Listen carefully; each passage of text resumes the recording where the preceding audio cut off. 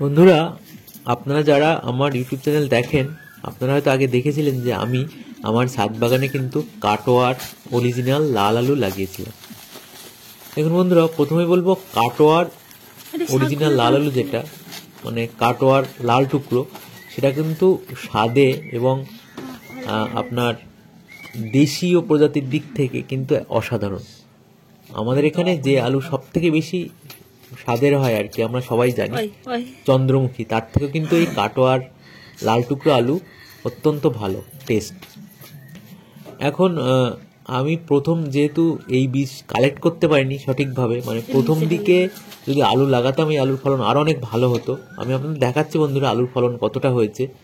যদি সিজনের প্রথমে লাগাতাম তো এই আলুর ফলন আরও অনেক ভালো হতো। যেহেতু আমি এই বীজ সংগ্রহ করতে পারিনি, কাটোয়ার লাল আলু সব জায়গায় পাওয়া যায় না, আমি অনেক কষ্টে উত্তর বারাসাত থেকে কিছু খাওয়ার আলু সংগ্রহ করেছিলাম, সেই আলুগুলো লাগিয়েছিলাম। তো ফলন কিন্তু যথেষ্ট ভালোই হয়েছে বলবো, কারণ শেষের দিকে আলু লাগানোর পরে আমি খুব অল্প সময়ের জন্য আলুগুলো লাগিয়েছিলাম আর কি। অনেক শেষে আলু লাগানোর সিজন যখন শেষ হয়ে গেছিলো, তো তাতেই যথেষ্ট ভালো ফলন হয়েছে। তবে আলুগুলো আর একটু বড় হলে কিন্তু ফলন আরও বেশি ভালো হতো, আর একদম লাল হয়ে যেত। সেই লালটা কিন্তু এখনও হয়নি, যেহেতু একটু অপরিণত থেকে গেছে।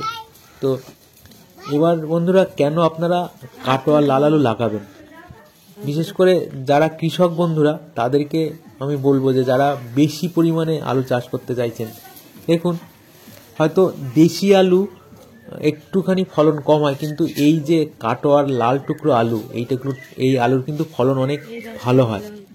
এই আলুতে আলু ধসা রোগ এর প্রবণতা একদমই থাকে না। আলুর যে বিভিন্ন ধরনের রোগ তাতে কিন্তু অনেক কম হয় এই আলুর ক্ষেত্রে।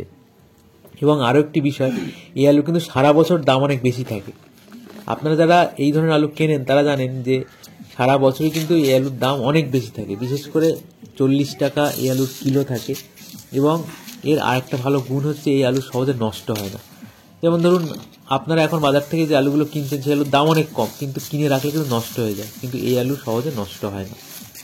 আর আমি তো প্রথমেই বলেছি যে স্বাদে সবার থেকে এই আলু কিন্তু ভালো, আর এই আলুর বাজার চাহিদা অনেক বেশি। তাই যে সকল বন্ধুরা বাণিজ্যিকভাবে আপনারা চাষ করছেন, ধরুন যারা বাণিজ্যিকভাবে এই ধরনের আলু চাষ সঙ্গে যুক্ত, তারা কিন্তু এই আলু চাষ করলে অনেক বেশি লাভবান হবেন, কারণ এই আলু চাষের প্রবণতা বর্তমান সময়ে খুবই কমে গেছে। তো যেহেতু এই আলু চাষ কম, আপনারা লাগালে কিন্তু অবশ্যই লাভবান হবেন। লাল টুকরো আলুটাই আপনারা লাগাতে পারেন। আর আলু লাগানোর ক্ষেত্রে যারা আলু চাষি অবশ্যই তারা আমার থেকে অনেক ভালো জানবেন যে সঠিক সময়ে আলু লাগাতে না পারলে কিন্তু আলুর ফলন ভালো হয় না। যেটা আমার ক্ষেত্রে হয়েছে, আমি কিন্তু সঠিক সময় আলু লাগাতে পারিনি, সেটা তো আগেই বলেছি যে সঠিক সময় বীজ সংগ্রহ করতে পারিনি। তো আপনারা সঠিক সময়ে বীজ সংগ্রহ করে আগামী সিজনে যখন আলু লাগাবেন, যারা ভাবছেন তারা যদি আমার কথা অনুযায়ী একটু আলু লাগানোর চেষ্টা করেন, বা যারা বাড়িতে বা যারা ছাদ বাগানে যেভাবে আলু চাষ করছেন যদি আলু লাগানোর চেষ্টা করেন, তাহলে আশা করি এই আলু ভালো হবে। দেখুন এক্ষেত্রে কিন্তু আমারও আলু যথেষ্ট ভালো হয়েছে, কিন্তু যেহেতু আমি সিজনের অনেক শেষে লাগিয়েছি তাই আলুগুলো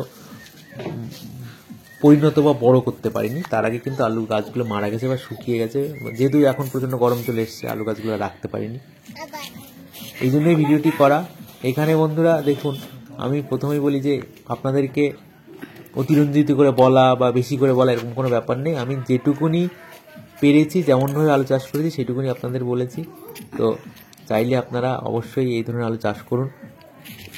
আর এই আলু চাষ সম্পর্কে বিশেষ করে আপনারা একটু সচেতনতা গড়ে তুলুন। যারা যারা মানে শখ করে আলু চাষ করেন তাদেরকেও বলবো যে একটু শখ করে এই আলু চাষ করুন। দেখুন এই আলু চাষ অন্য যে কোনো আলু চাষের থেকে অনেক বেশি আপনাকে লাভ দেবে।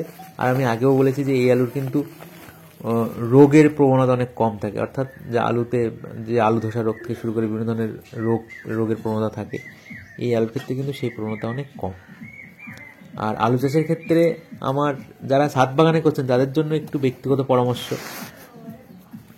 যে আলু চাষের ক্ষেত্রে যদি সরিষার খোল বা যে কোনো খোল পচানো জল যদি দেওয়া যায়, সেক্ষেত্রে কিন্তু আলু বীজ যথেষ্ট ভালোই হয় এবং আলুর ফলন অনেক ভালো হয়। আর যারা লার্জ স্কেলে অনেক বেশি আলু চাষ করেন তাদের তো বলার কিছু নেই, তারা আমার থেকে অনেক বেশি ভালো জানবেন এবং তারা অনেক বেশি আলু চাষ করছেন, তারা পরিচর্যা অনেক বেশি করছেন। তাদের নতুন করে আর কি বলবো। তবে আপনারা কিন্তু অবশ্যই একবার অন্তত যারা ছাদ বাগানে করছেন তারা লাল টুকরো আলু চাষ করে দেখুন।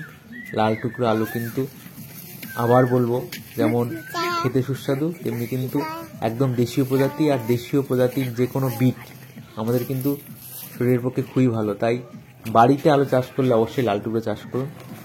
আর এই প্রসঙ্গে বন্ধুরা বলে রাখবো যে আমার ইউটিউব চ্যানেলে চন্দন চাষ রিলেটেড যাবতীয় ভিডিও আপনারা পেয়ে যাবেন। চন্দনের বীজ কোথা থেকে পাবেন, কীভাবে সংগ্রহ করবেন, একটু আপনারা যদি বন্ধুদের মধ্যে শেয়ার করে নেন, চন্দন গাছ সম্পর্কে সচেতনতা তৈরি করেন, তাহলে কিন্তু সত্যি ভালো লাগবে। আর চন্দন চাষ বেশ লাভজনক। সব মিলিয়ে আপনারা যাবতীয় তথ্য পেয়ে যাবেন। আপনারা সবাই ভালো থাকবেন। আপনাদের সকলকে অসংখ্য ধন্যবাদ। Thank you.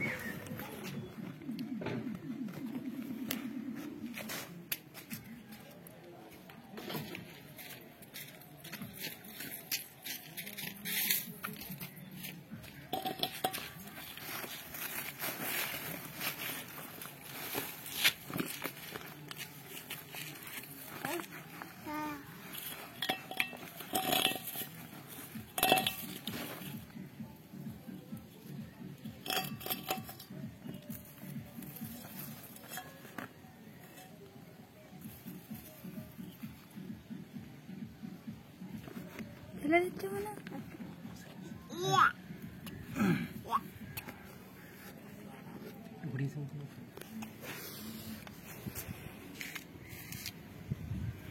ছবি তুলে বাবা